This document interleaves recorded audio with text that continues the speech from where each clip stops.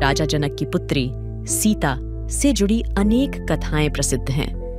एक ऐसी ही कथा है जिसमें एक तोते ने माता सीता को श्री राम से वियोग का श्राप दिया, जिसके कारण गर्भावस्था के दौरान माता सीता को श्री राम से दूर रहना पड़ा।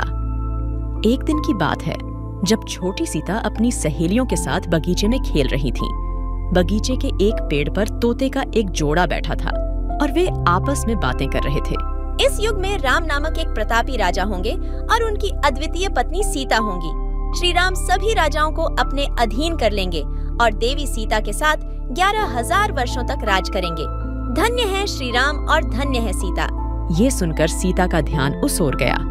अपने विवाह की बात सुनकर वह उत्सुक हो गईं और उस तोते से पूरी कथा सुनने की इच्छा की। उन्होंने अपनी सहेलियों से तोते को पकड़कर लाने को कहा।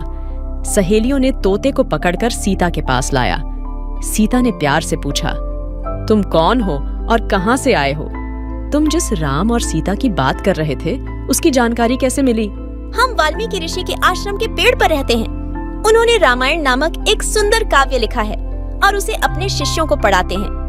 हम भी उसे सुनते हैं और इसी कारण हमें ये कथा याद हो गई है। अच्छा, तो तुम श्री राम और माता सीता के बारे में बहुत कुछ जानते होगे। हाँ, थोड़ा बहुत। मुझे और बताओ। श्री राम महर्षि विश्वामित्र के साथ अपने 3 भाइयों भरत, लक्ष्मण और शत्रुघ्न के साथ मिथिला आएंगे और भगवान शिव के धनुष को तोड़कर देवी सीता से विवाह करेंगे। श्री राम के तीनों भाइयों का विवाह भी मिथिला में होगा। तोते की बातें सीता को बहुत प्रिय लगीं। तुम्हारी बातें मुझे बहुत अच्छी लग रही हैं। श्री राम के गुणों के बारे में कुछ और बताओ। सीता की उत्सुकता देखकर मादा तोता समझ गई कि यह जनक नंदिनी सीता ही हैं। फिर भी उसने बिना इसका एहसास दिलाए कहा, श्री राम के रूप और गुणों का वर्णन जितना किया जाए कम है। वे हर प्रकार के ऐश्वर्य से युक्त हैं। जनक नंदिनी सीता धन्य है जो श्री राम के साथ हजारों वर्षों तक रहेंगी। परंतु तुम कौन हो जो यह सब सुन रही हो? जिसे तुम जनक नंदिनी सीता कहती हो वह मैं ही हूँ। श्री राम ने मेरे मन को मोह लिया है। जब वे मिथिला आकर मुझसे विवाह करेंगे तभी मैं तुम्हें छोड़ूंगी। तुम मेरे महल में सुखपूर्वक जीवन बिताओ। हम वन में रहने वाले पक्षी हैं और स्वच्छंद विचरण पसंद करते हैं।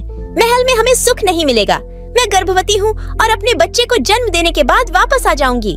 पेड़ पर बैठे उसके पति तोते ने भी सीता से विनती की, हे जनक नंदिनी, उसे छोड़ दो। वह गर्भवती है और महल में नहीं रह सकती। दोनों तोते सीता से उन्हें छोड़ने की मिन्नतें करते रहे, परंतु सीता अपनी जिद पर अड़ी रही। तोते की पत्नी का वियोग असहनीय हो रहा था और वह क्रोधित हो गई। उसने श्राप देते हुए कहा, गर्भावस्था में मुझे तुम अपने पति से अलग कर रही हो, इसलिए मैं तुम्हें श्राप देती हूँ कि गर्भावस्था में तुम्हें भी अपने पति से अलग होना पड़ेगा। इतना कहकर मादा तोता राम राम कहकर मर गई। थोड़ी देर बाद नर तोता भी पत्नी के वियोग में मर गया। कहा जाता है कि यही तोता अगले जन्म में धोबी बना और उसके लांछन के कारण ही माता सीता को श्री राम से दूर होना पड़ा था।